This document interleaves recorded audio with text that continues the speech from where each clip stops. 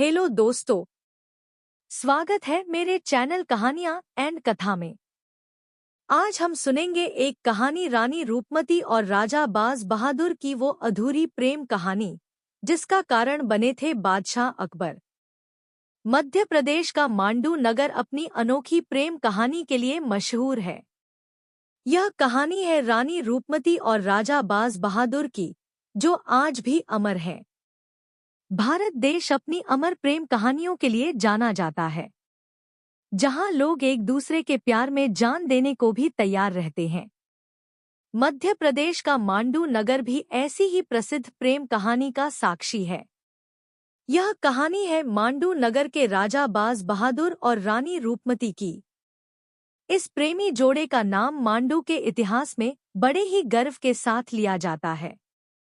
राजा और राजा की यह प्रेम कहानी किसी फिल्म से कम नहीं है, जहां युद्ध, प्रेम, संगीत और विरह जैसी सभी भाव मौजूद हैं।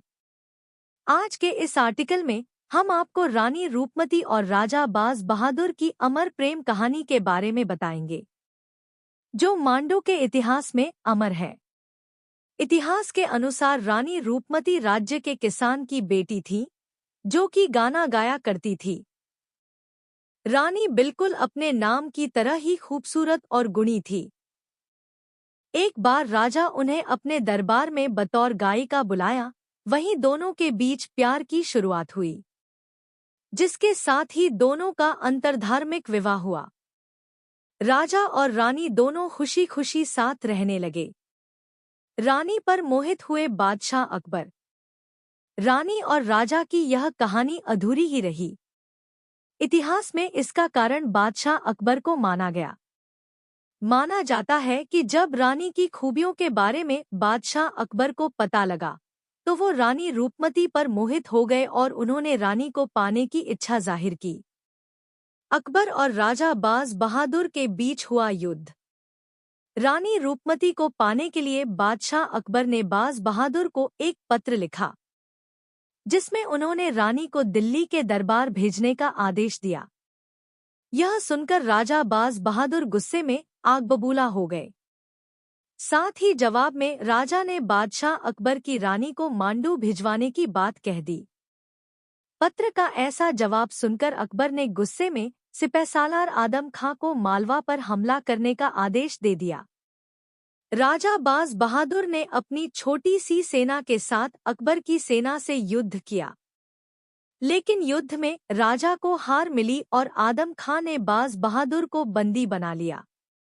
राजा के युद्ध हारते ही अकबर की सेना रानी रूपमती को लेने के लिए निकल पड़ी, लेकिन रानी को जैसे ही इस बात की भनक लगी, उन्होंने हीरा निगलकर अपने प्राण त्याग दिए।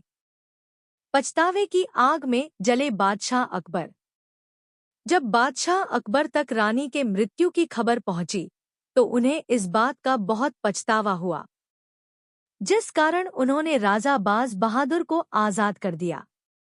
रिहा होने के बाद राजा बाज बहादुर ने मांडू की राजधानी सारंगपुर जाने की इच्छा जाहिर की। वहां पर रानी की कब्र मौजूद थी।